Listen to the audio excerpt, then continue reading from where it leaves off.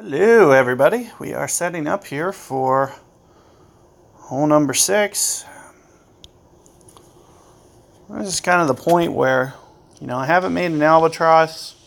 This is kind of the point where I usually just start backing out here. I can essentially forfeit out and not make it today. I don't really have an albatross that's keeping me in this round. I haven't really made anything. I made one, but I've been close on a lot. If I would have, if I'd have had that shot on 3, that would be the point where I'm just kind of like, you know what, albatross, that's your number one kind of tiebreaker. Two guys have 14 under. The albatross guy's going to be on top 100%. So that's kind of the rationale there. And without that albatross, this is just an okay round. You see what I'm doing for the setup here.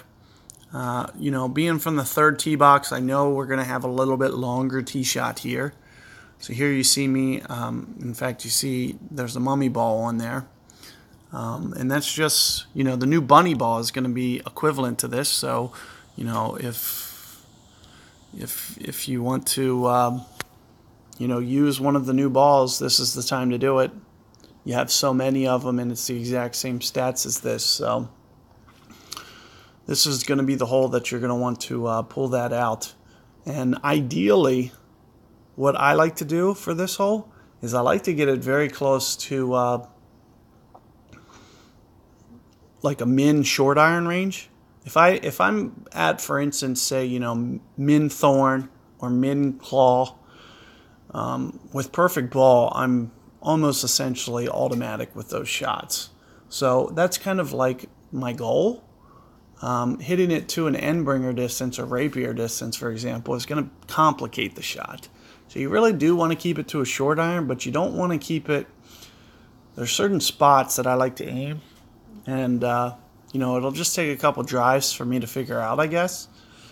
But that's kind of going to be my strategy for this 6th hole, is kind of hitting it to wherever I can, consistently drive the ball to, and where it's close to min short distance and short iron distance. And, the strategy there is at min club, the ball goes low, stays kind of along the ground more. Kind of just like you see in, for example, U.S. Opens. If you watch British Opens, sorry. If you watch golf, you'll see the guys, in those courses, they'll hit lower shots. And it's kind of the same strategy that I apply to my game here. And one thing I want to note here is, 10 wind, I'm going to go about 10 rings. Same thing as before, I'm going to overplay it. Here I'm just going to do no power. I just want to kind of see what happens. And I don't know if you noticed, but I put left side spin on. I've always done that, and it just kind of keeps it out of the bunker. You can kind of see what just happened. It looked like 10 rings was just a little bit more of an overcorrection. I probably only needed to go 9. And not to mention, you can see even with my Epoch 7, I'm a little bit short of where I wanted to get the ball. I don't want to quite get it to the fringe, but I want to get it, at least 10, 15 yards farther. So, if you have a Epoch 6 or a Epoch 5 or whatever you have, just know that you're going to have to go into, quite a bit of power to get the ball down there where you want it. And like I said, the reason I spin it the way that I do is to keep it out of that sand. So, and it kind of, nestles. It kind of finds a nice little void there. Here you see, wow, this isn't as bad as I thought. There's min club. I only need this about 5-10 yards more. And you're going to see, how deadly I can be towards short club. This is the same, strategy that I was mentioning.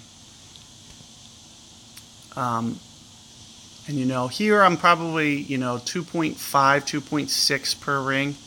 So, 4 rings is probably a bit extreme. So there you're going to see me play just a little bit under that.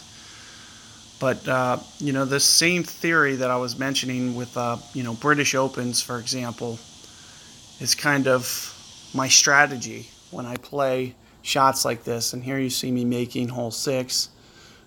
You know, it pretty much just comes down to perfect ball when I'm at when I'm at min club.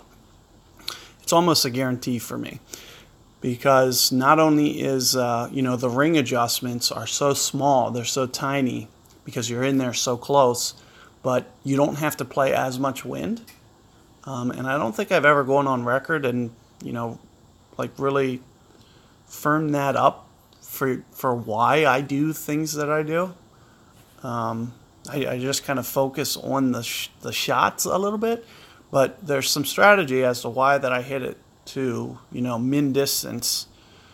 And, you know, it just kind of uses that same theory that I'm mentioning here with, you know, min distance, with the way that the min distance is, and, you know, keeping it out of the wind, especially on an uphill approach, being able to keep it low to the ground. And that's another reason that I don't do the backdoor shot. So what are you doing when you do the backdoor shot? Well, you're adding at least 5-10 yards of extra wind play, foremost, because you have to pull the shot arrow longer, A, and B, you have to backspin it more, which is, you know, especially with that, you know, on those hard side winds, the ball's going to be cutting at kind of a angle. And, you know, the higher you get it up into the wind, especially towards max club, it's nice if you're towards min club to be able to go backdoor. But if you have to do it with, you know, max club, you almost start bringing in, you know, side spin where it'll backspin up at like a 45-degree angle, and it's really hard to anticipate that angle. Whereas, you know, the front door, you are landing it a little bit shorter, and, you know, since you're landing it shorter, you have to play less wind. It's a good thing. It's a good thing. It keeps the shot arrow straighter, more towards the hole, and gives you a nice chance to make it. So good luck with that 6th hole, guys. And be on the lookout for hole 7 coming up here momentarily.